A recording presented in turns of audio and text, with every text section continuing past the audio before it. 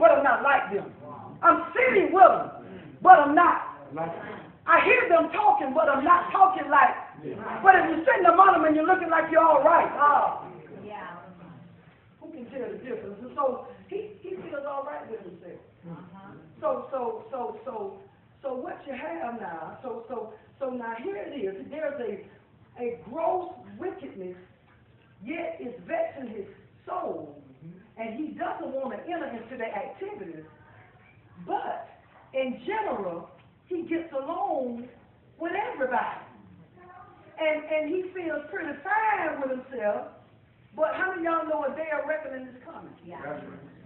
See, here it is, that modern carnal Christian. I'm hanging out with you, but I'm not like you. I go where you go. I sit where you sit, but I'm not like you.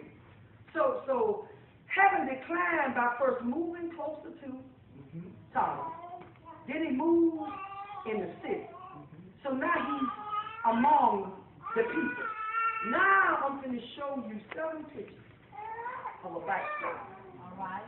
The first picture of a backslider is seen in Genesis chapter 19. And what is it? It's Lot begins to compromise with the world. That's the first picture. A compromiser. He compromises with the world. Genesis chapter 19. I'm going to show you how he compromises.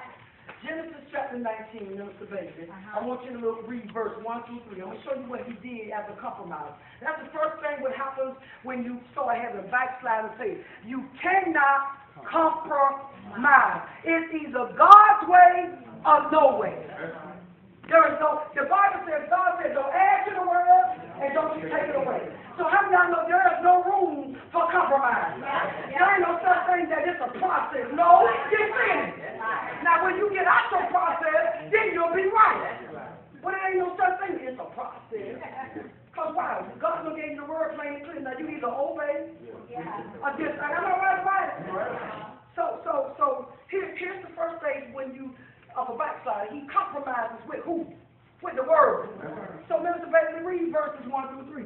Now the 2 angels came to Sodom in the evening. And Lot was sitting in the gate. Don't y'all miss that. Lot was sitting in the what? In the gate. Of where? Okay, don't miss that. I want you to hold on to that. Go. When Lot saw them, he rose to meet them. And he bowed himself with his face toward the ground. And he said, "Hear now, my Lord, please, turn into your servant's house and spend the night, and wash your feet.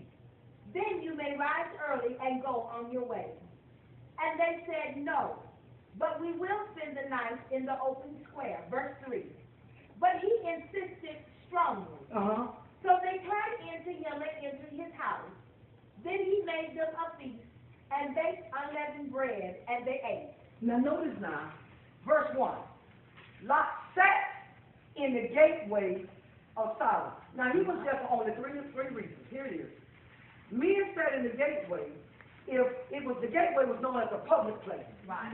So it was a public gathering. He was either there for one of 3 reasons. Either to conduct business or just to pass the time away by sitting around the people in the gateway. Am I right about it? Or he was either a city official acting as a judge. Because that's what he settled disputes. Am I right? It doesn't matter why he was there. Nevertheless, he compromised his values, because when you look at Psalms 1, here's what he did with his compromise. He was walking in the counsel of the ungodly. He was standing in the way of sinners, and he was sitting in the seat of the scornful. You can't make a right out of wrong. He had no business sitting in the gateway of Sodom. No business at all. But I was just there as a city official. What you doing as an official among the ungodly? Anyway, everything they do is wrong. You don't justify some of it as right? Right, just right, and wrong, just what? Wrong. And so note now, in verse 3, as a believer, though he was living in a carnality lifestyle and he was acting as a failure, there still was some inner goodness inside of him. Look now, the Bible says he was righteous. So how do y'all know that you're a righteous man, Sister Hilton? Somewhere down the line, something ought to bother you. It doesn't matter, but when it gets time to your house, there ought to be something that says to you, "Not in my house." And so look want you to miss verse 3. Note now, Minister Bailey, you read in verse 3 that there was an urgency in him, there was anxiety in his invitation. Notice now, don't miss this in verse 3. The Bible said he had such anxiety because these men say, he said, come to my house, wash your feet, and be my guest. He said, you can get up early in the morning and be on your way. And they said, the two angels, no, we're going to spend the night in the city square. Lot now knew where he was living. Lot had such an ability inside him. He said, no, you can't sleep in the city. He said, there's an urgency now. Please come home with me. Notice the Bible said he had such anxiety. He pressed upon them, and for them to turn and come to his house. He began to have anxiety, and it was beyond the Eastern social tradition of being kind. See, Eastern tradition said you invite a man to the house. You wash his feet and you offer him a bed and you feed him. That's Eastern tradition. But the Bible says it was more than that. He was freaking out. He started practicing, no, you don't want to sleep out here. In other words, I know something about these people you don't know. And you really don't want to sleep out here in the open like that. You don't want to be wide open. Because I know something you don't know that in this city. So he said, please don't beg you, please come to my house. Notice now, he insisted, the Bible says that he pressed greatly upon them to accept his invitation because, number one, he knew not only the city, but he knew the people in the city, and he knew how immoral and there was a threat of danger if they slept in the city. So, now watch this. Here's your second portrait of a backslider. We said the first is compromising with who though? With the world. Don't miss that now. He started compromising. He had no business in the city gate because he started to do what? Blessed is the man that what? Walking not in the counsel of the what? Standing in the way of what? Selling and sitting in the seat of the what? So he had no business inside doing that type of job. How many of y'all know there's some jobs that you ought not to take?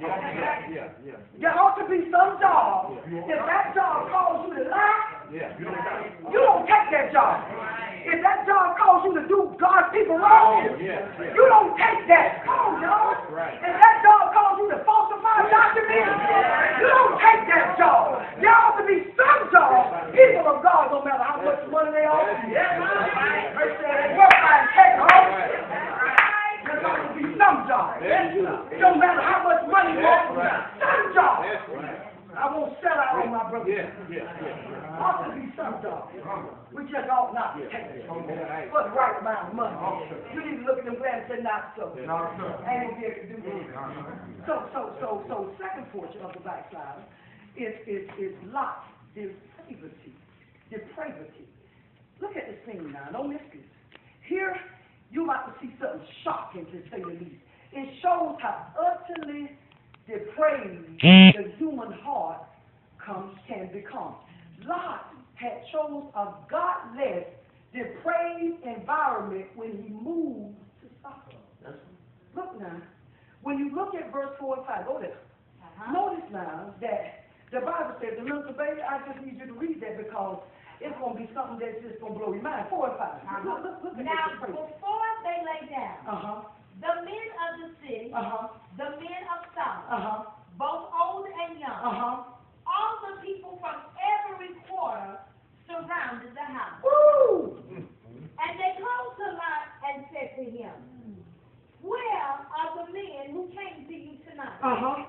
Bring them out to us, that we may know them thoroughly. Y'all better, can I break it down? Break it down.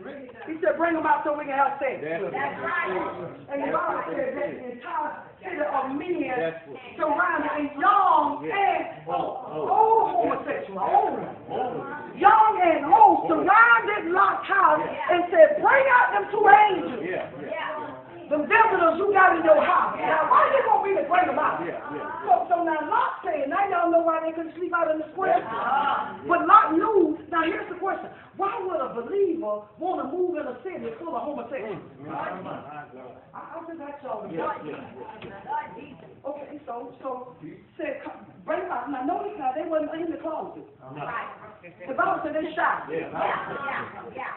With their desires. In other words, you know what they wanted to do? They wanted to commit homosexuality.